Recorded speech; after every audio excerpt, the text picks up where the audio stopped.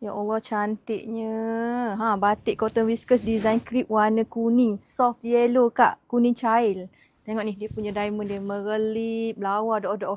Okey, batik cotton whiskers ni baru masuk stok tau. Yang ni warna kuning cair ni, nanti saya tunjuk dia punya corak dia macam mana, dia punya kain dia macam mana. Ni kain dia.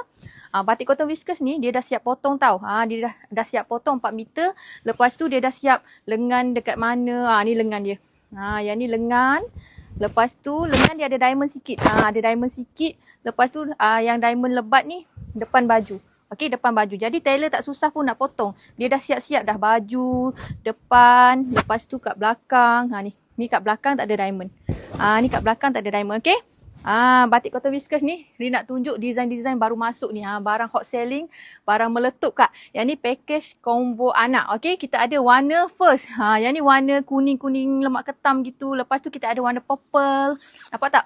Purple dia comel doh, Kak. Yang mana berkenan ni dalam video ni, akak terus screenshot PM kita punya admin nak yang mana satu. Okey, yang ni warna kuning lemak ketam.